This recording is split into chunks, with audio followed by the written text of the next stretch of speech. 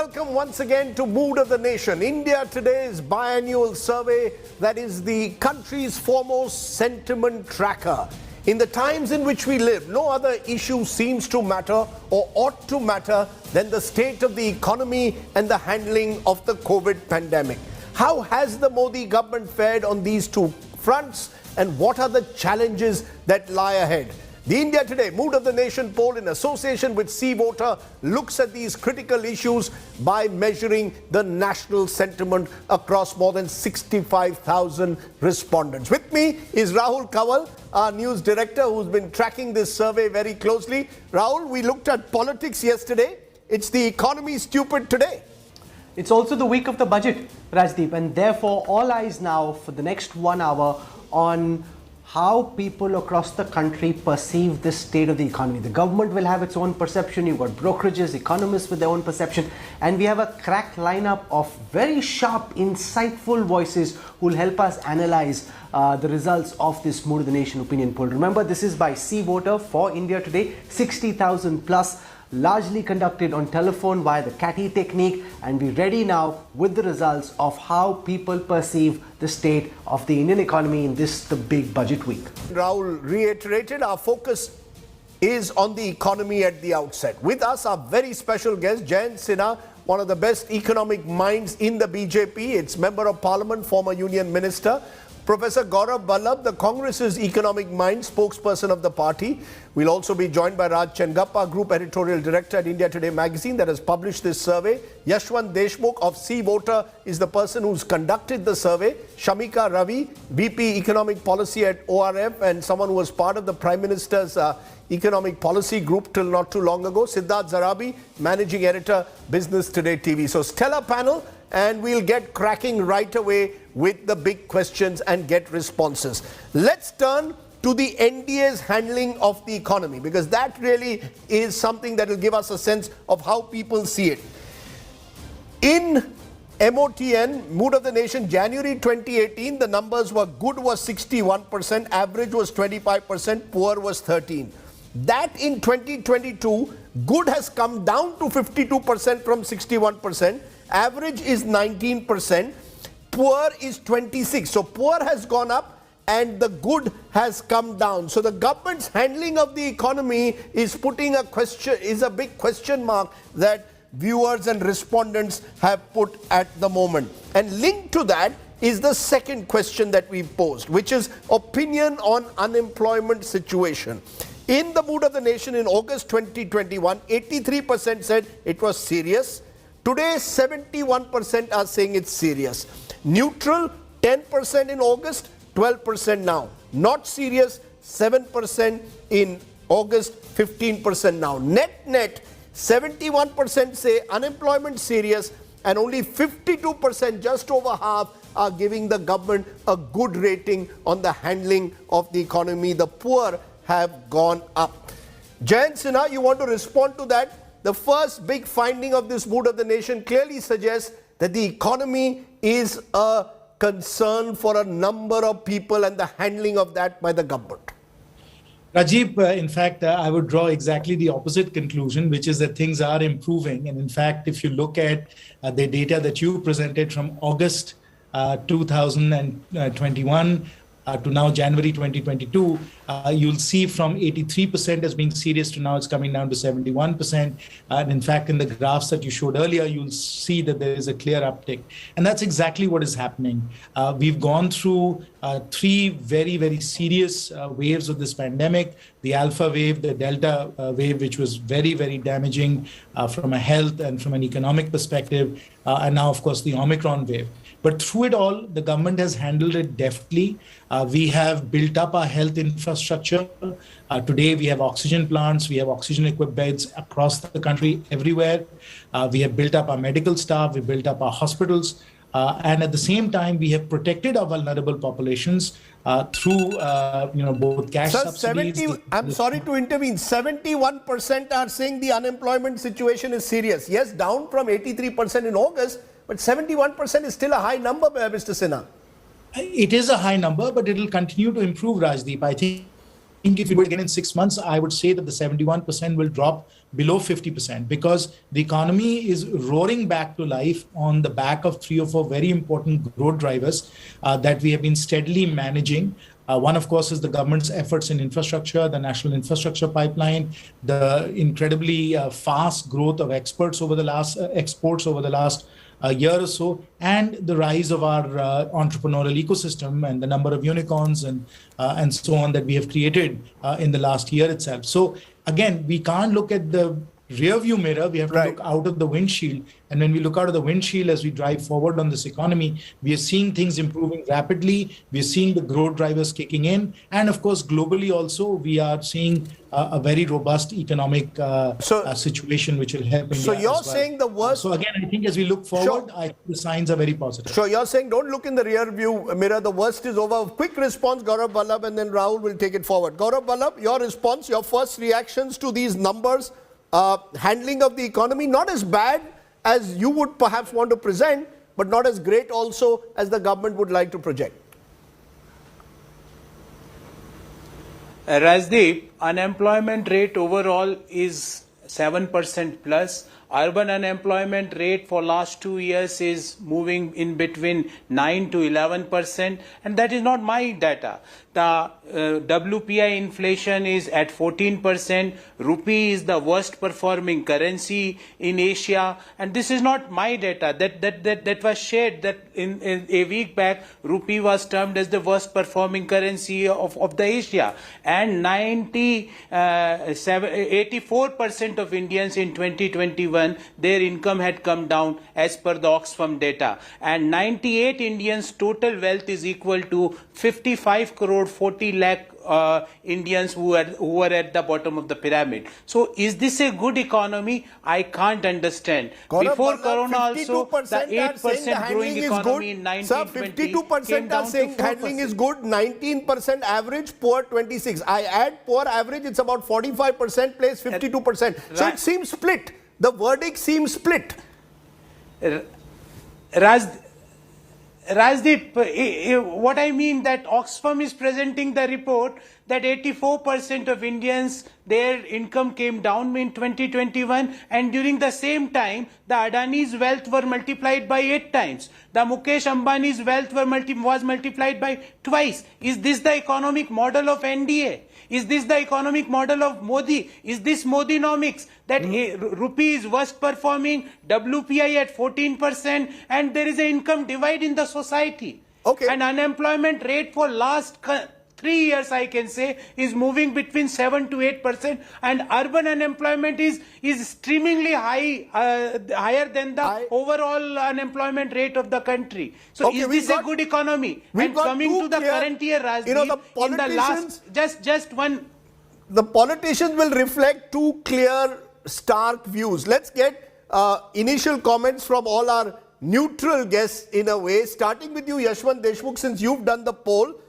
Give us a sense, all these questions very direct asked, presumably. You've asked it yes or no. Handling of economy, yes, no, right?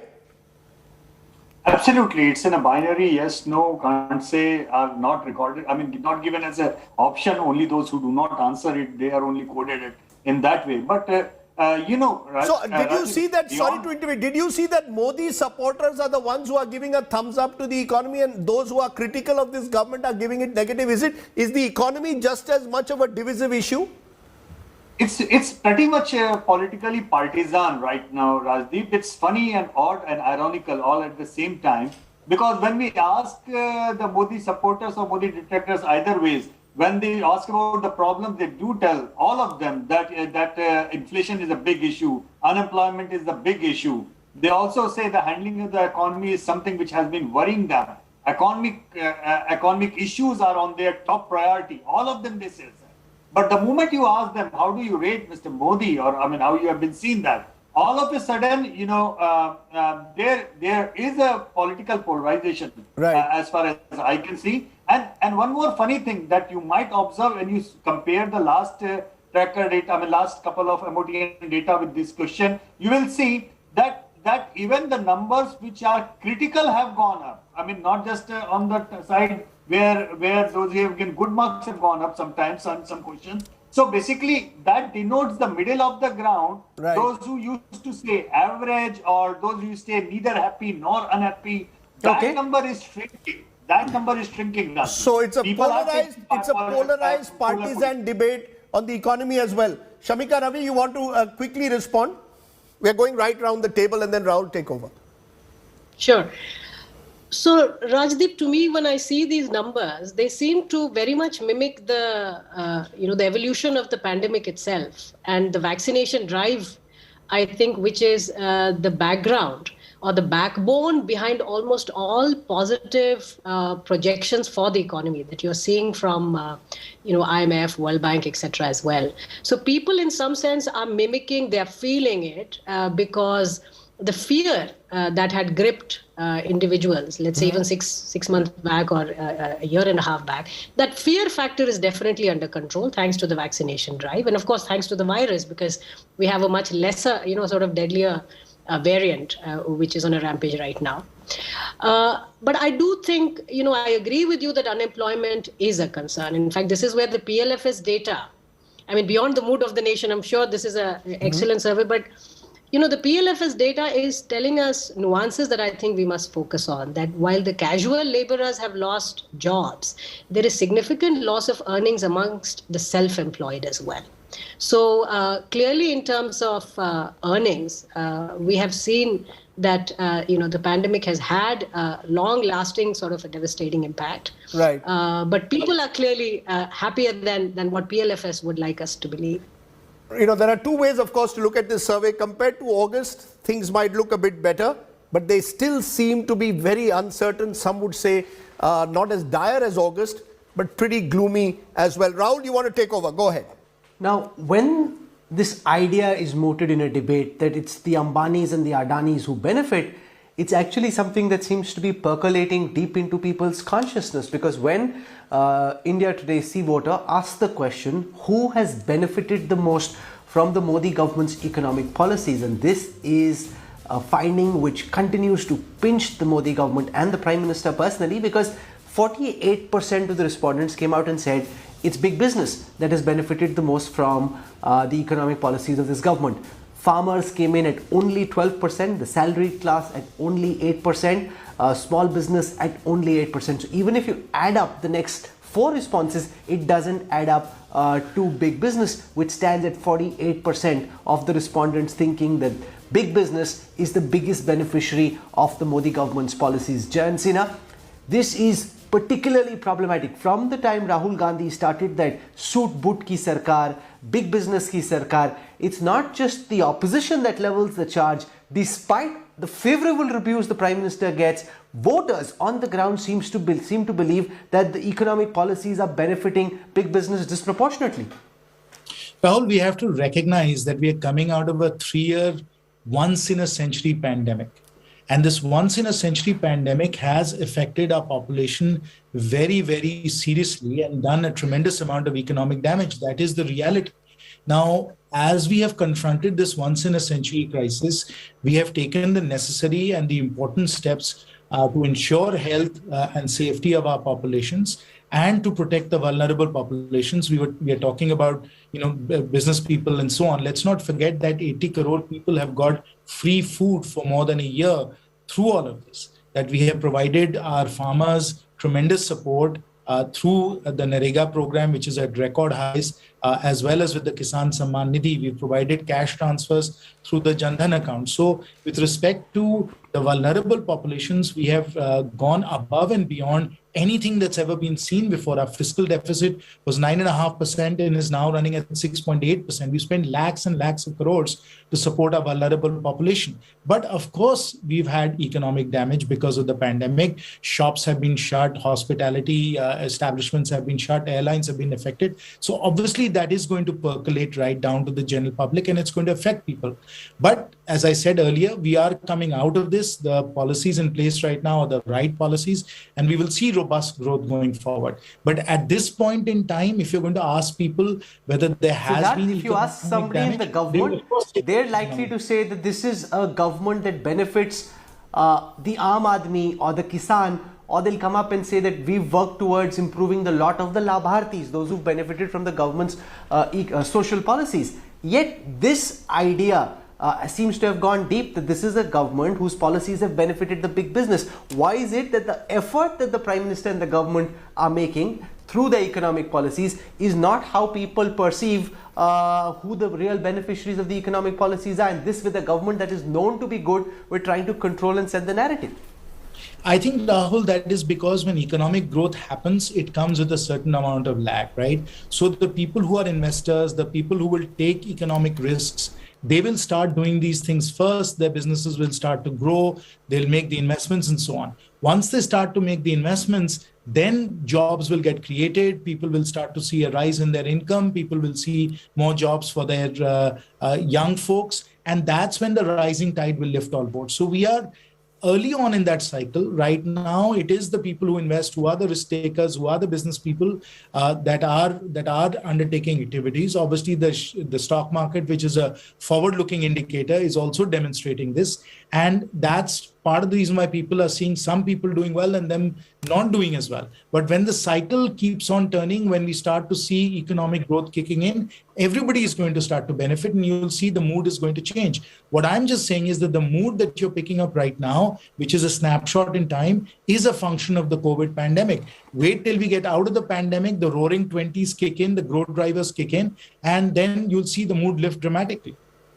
You want to respond, Well, Siddharth? I would just say that one of the reasons for this conclusion at 48%, Rahul, is squarely also on account of that big corporate tax cut rate that happened in September 2019. It was before the pandemic. This is the third year of the pandemic. 4,000 listed companies have benefited as a result.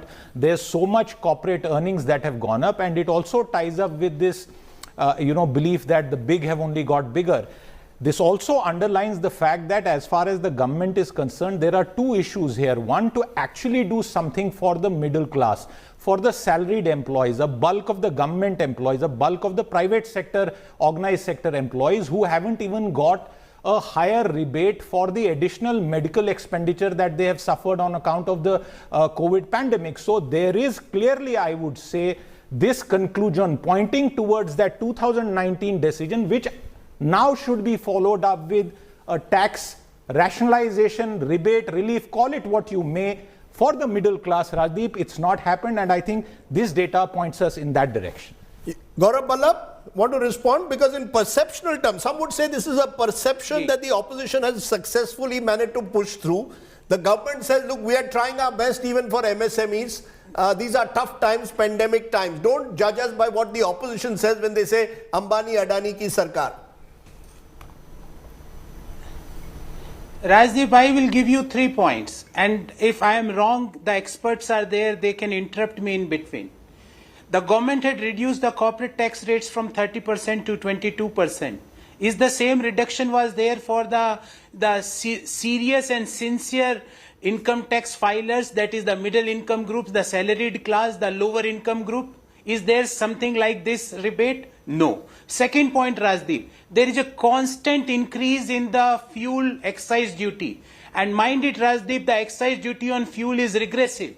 It hurts equally. It collects the equal amount from the middle income group and a billionaire. The same amount of excise duty got collected. And last but not least, Rajdeep, there is a constant increase of GST on essential items. From 1st January 2022, the GST rates on footwears got increased from 5 to 12%.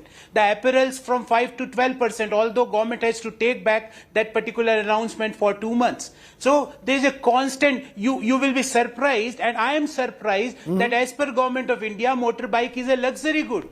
They treat that as a luxury good. So why, if there is a reduction of 30% to 22% for corporate taxes, why the similar reliefs are not available to the a obedient middle income group or a serious tax filers? Why that similar is not there? Allow him to respond. Gaurav, allow him to respond. Yes, Mr. Yeah, well, Gauravji said that, we can interrupt him if indeed some of his facts are wrong. Well, I'd like to just point out to him that the effective tax rate, including exemptions and so on for corporations, was 24%. 10%. So when we brought it down to a lower number and removed exemptions, the effective tax rate, in fact, didn't change very much, number one. Number two, you can see that by streamlining and making our corporate taxes much more efficient, corporate taxes have gone up dramatically this year. They've gone up dramatically. That is because we've simplified the tax structure.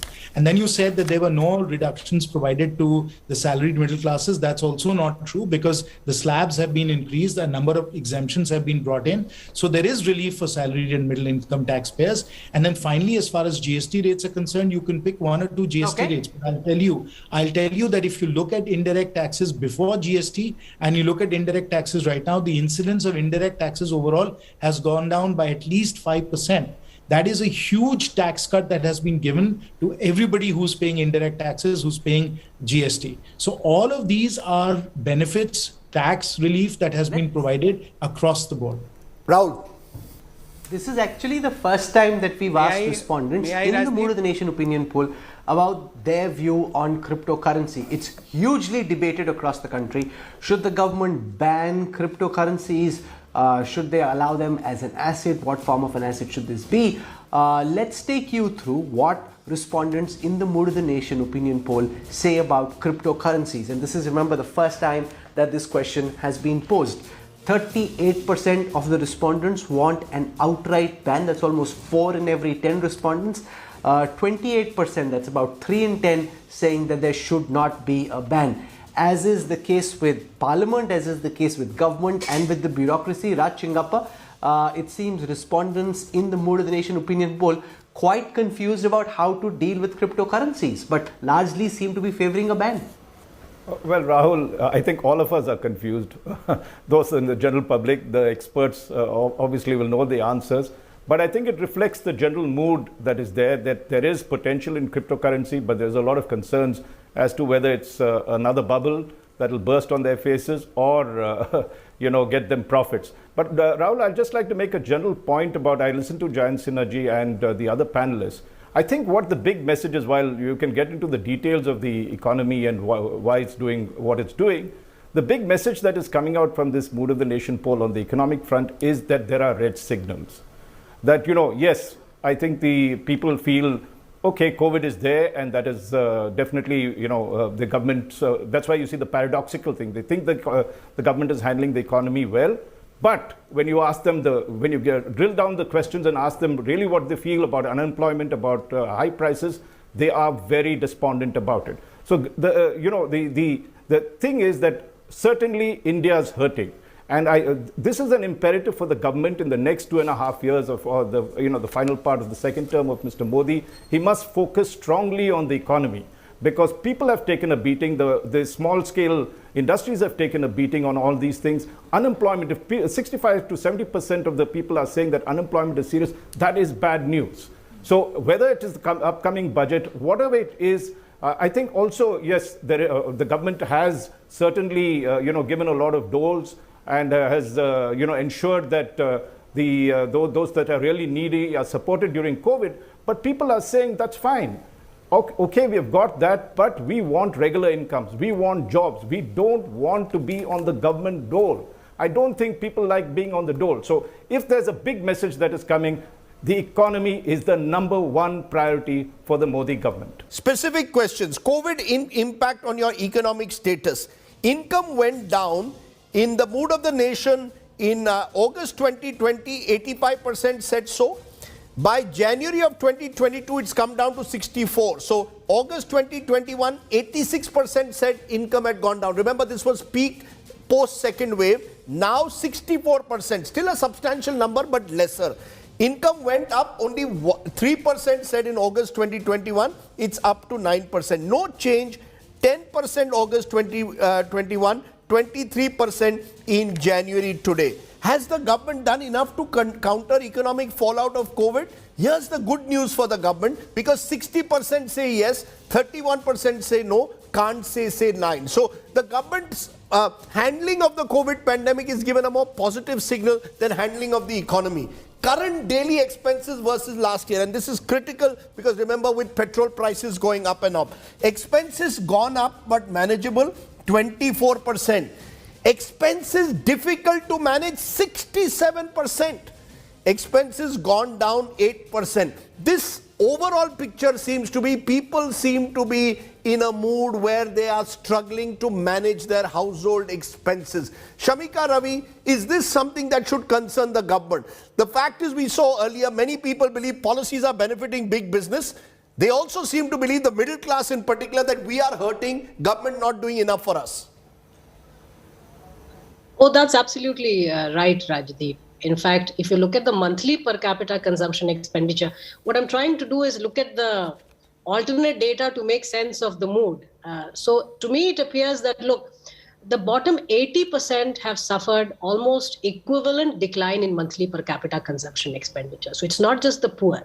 The middle class has suffered an equally big decline in monthly per capita consumption expenditure. It is really the top 20 which has not seen a decline, right? So I think that is what is getting reflected here in terms of how they feel about it. But the other thing to bear in mind is, look, what you read in August and how you read it today cannot be sort of similar. Sure. For the simple reason that, after the first wave, remember, after the mass exodus returned, people back into rural areas, etc., and Bihar was a huge recipient of reverse migration, the poorest population in Bihar voted for the NDA alliance, right? That the data was absolutely overwhelmingly it showed.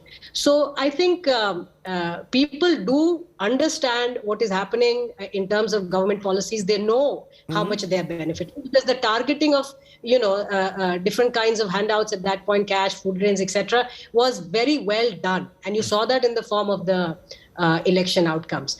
Today, however, you see, so what I'm trying to tell you is, with time, frustration can also grow. With 80% seeing a decline in monthly per capita consumption expenditure, I think we need to do more in terms of improving consumption. Siddharth, you want to quickly respond?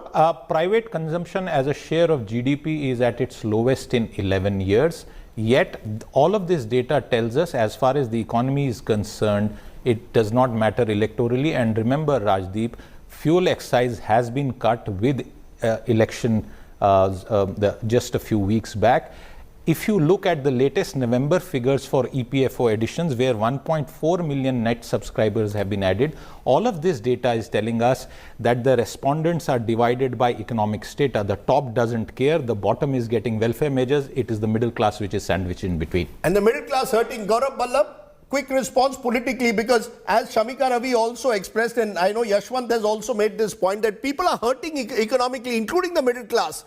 That doesn't necessarily convert, as we saw in our numbers politically in the mood of the nation, into some overwhelming support for the opposition. See, Rajdeep, the basic problem is the consistent higher level of unemployment level in the economy. And government is not doing anything. You will be surprised that for the first 8 months, the total budgeted capex expenditure of Government of India for FY22, they had spent only 55%. And without capex, you can't generate new employment. So neither there is a public capex which is happening in the economy, nor there is a big private capex which is happening in the economy. Only thing which is happening in the economy is selling strategic and profitable PSUs. That is what the government is targeted into. Gaurav Ballabh, And I had a very fundamental... based on the poll, despite these declining incomes, despite the fact that expense is difficult to manage, say 67%, it's not as if those 67% are saying this government is terrible.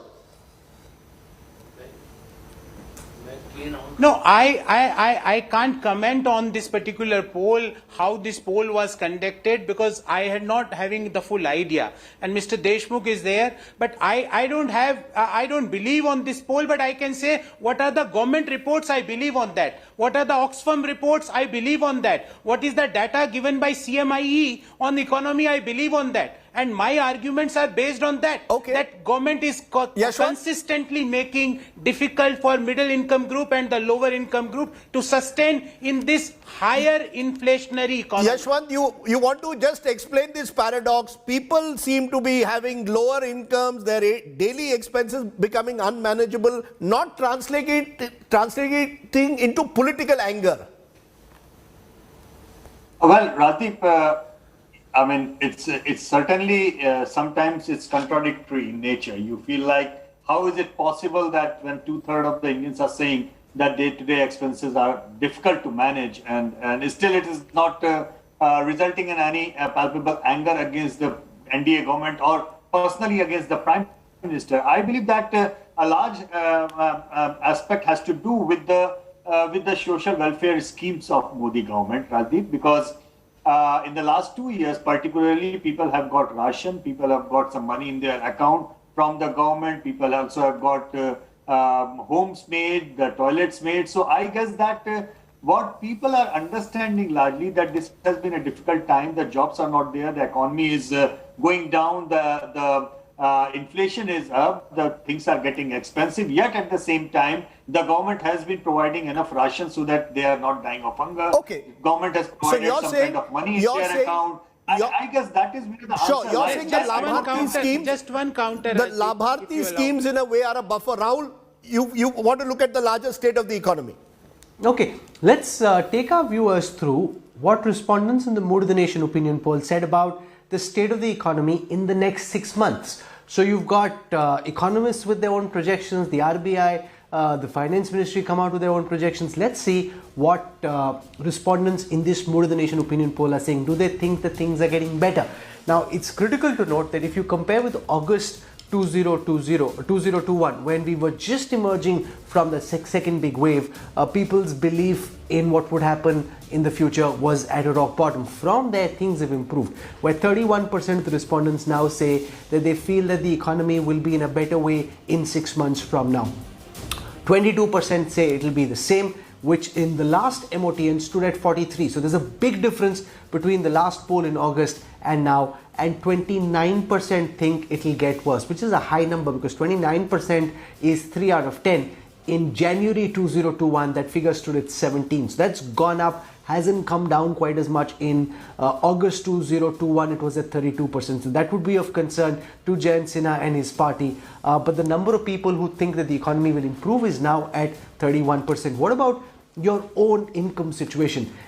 Has the income in your household gone up? Is it likely to improve? Will it worsen? Will it be the same? Let's take you through what respondents in our poll said. 30% think that their household income will improve, which is a big jump from the 17% who said that their income would improve in August 2021. So it shows that the mood around the economy is getting better. Will worsen is 29%, which is down from 34% in the last poll. Will remain the same is 27%, which is much better than the 45% who thought it will kind of be the same. Shamika Ravi, this would be something the government would take some solace from, the fact that the worst as far as perception around the economy is now in the past, and people seem to be believing, even though there are some clouds of doubt, that on the whole the economy is headed towards a place where it gets better.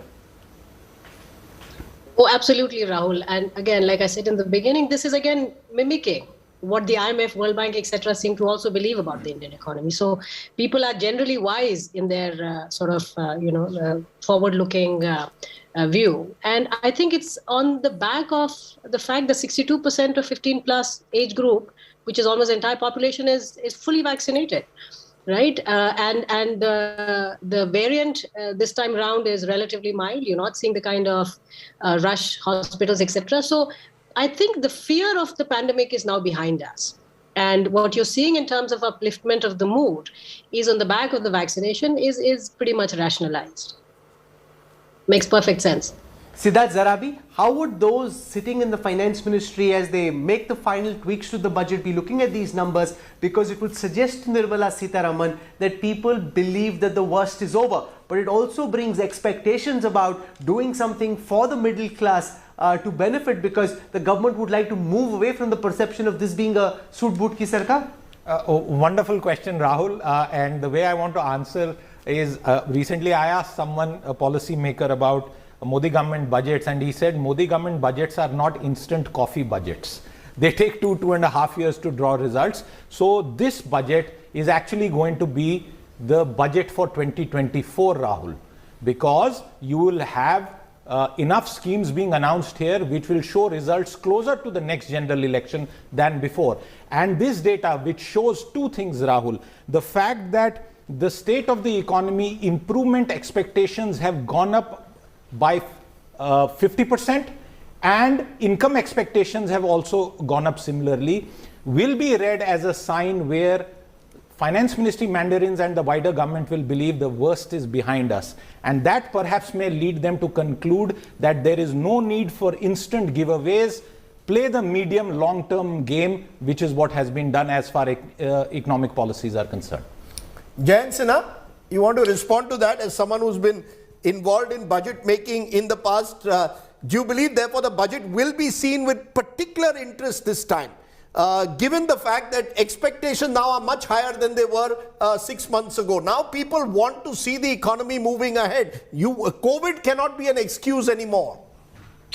Rajdeep, you're exactly right. People want to see the economy moving forward. People have the expectation that they have been through a difficult phase and now things will improve. And in fact, as a result of that, you're seeing what you think is a paradox, but what is, I think, completely a natural set of expectations that people have, which is that even though they've had a difficult time, both from a health perspective as well as from an economic perspective, the Honorable Prime Minister's slogan, Sabka Saath, Sabka Vikas, Sabka Vishwas, still holds true, because Sabka Vishwas abhi bhi hai. सब लोगों का विश्वास है कि अब अर्थव्यवस्था और बेहतर होगी. And that is why I think you're seeing the conviction, you're seeing the support of the government, because the trust is there. And it is this trust which you're seeing reflected in the political numbers, but you're also seeing the difficult times in the economic numbers. So we've got to separate the political and the economic numbers, largely because there is a difference in the trust that you have. You don't agree with what Raj Chengappa is saying, that there are red signals, that your government is in this survey somewhere being put on notice that, look, we've given you the benefit of the doubt so far, but no longer. I think the red signals, and which have in fact improved, they were flashing red earlier, now they're flashing amber and will soon be flashing green, is on the economic side.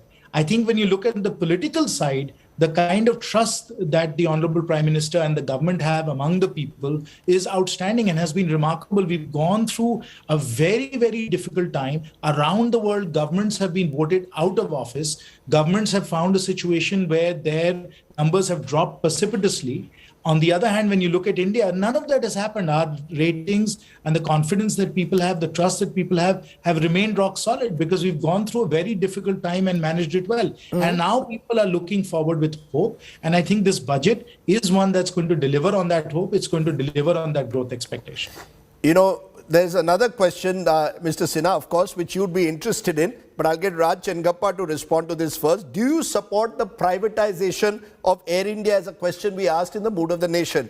Yes said 41%, no said 43%, and it reflects in a way the typical polarization that seems to be taking place at times on almost all issues, even economic issues, often seen through a political lens. Raj, is that a big takeaway for you also? When you look at this survey, it seems that on all contentious issues, there are strong opposing views on each side, barring the fact that most people accept unemployment, big concern, incomes down. You know, Rajdeep, I think the Air India question on privatization just shows how difficult it is for the government, the Modi government, to push through reforms. And, you know, privatization, and Jayant Sinha ji was part of that whole process, is key to a lot of things for India's economic growth. I think when you look ahead, given the fact that politically, as we had said in our cover, that in Modi we still trust, but there are three dots that are there. And those three dots, ellipses, really are for the economy and, of course, some concerns about democracy. So if Mr. Modi has to address some of this, or the Modi government has to address it, the next budget should not be diffident about pushing through reforms. That even if there's a setback in any of the states, particularly UP, the government must move ahead with what is most important, which is it has to continue with the reform process. It has to implement the reform process. The key also lies in if you look at the amount of money that had been sanctioned for infrastructure in the last budget, how much of that has really been spent? How much, have the projects gone through? So the next 2.5 years has to be not only don't cut back on capital expenditure that you want to do, but ensure that capital expenditure is spent. And the focus must be strongly on growth. There must be no pushback. Now, we had a concern when, for instance, the farmers' laws, which was a far-reaching reform but poorly implemented, in my opinion. But very important for the agriculture sector. Now, if the government is seen to have yielded to political pressure, the worry is in the days ahead. For instance, if there is some reverses in this assembly election, would the government start pulling back on all other reforms? Labor reform, for instance, very difficult to push through, but will they start stepping back? I think the most important thing is that the government should stand firm, because if you see the results that's coming through in this poll, the economy is number one, jobs as well as prices. So jobs is something that the government needs to focus. It's not just growth for growth's sake. They must focus on manufacturing. They must ensure that the infrastructure projects that are there, the PLIs, the production-linked incentives are ahead, and keep driving the economy. I think that's critical. Rahul, one final question. This is to do with your economic status since Prime Minister Modi took charge. Has it got better? Is it the same? Is it worse? And when we asked respondents to tell us about whether things were getting better for them economically or not, the opinion is a split bag. You've got 1/3 saying things are improving, 1/3 saying things are the same, and you've got about 1/3 saying that things have got worse. Now, this is interesting, Jayant Sinha, because it's what it throws up really is that unlike, say, the political argument, which the BJP can very comprehensively and confidently say we are winning, the economic argument is still up for grabs. You haven't necessarily won the economic argument on whether things have got better since Prime Minister Modi got onto the saddle. What Rahul said, Mr. Sinha, let me add, it is actually 33% are saying it's the same, 32% are saying deteriorated. So 65% are saying same or deteriorated. They don't see Achhe Din. Achhe Din was premised on things getting better. Only 31% are saying things have improved. Rajdeep and Rahul, this is obviously a very critical question, and we really want to make sure that people are feeling like there's an upsurge in their prosperity, there's an upsurge in their lives. And again, as I'll say, some of this is reflective of what people have just gone through. It's a once-in-a-century pandemic.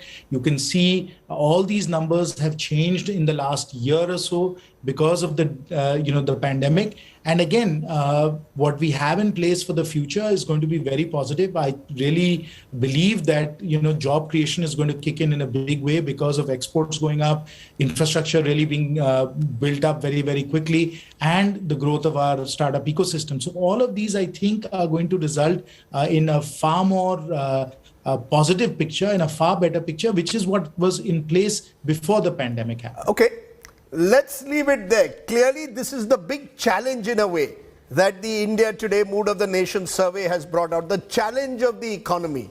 And that really will test this government over the next year and beyond that. It's been a very educative session, lots of talking points, and thank you all very much for joining us here on our deep dive into the economy. But we've got plenty more ahead, because the Mood of the Nation has lots of questions still to come.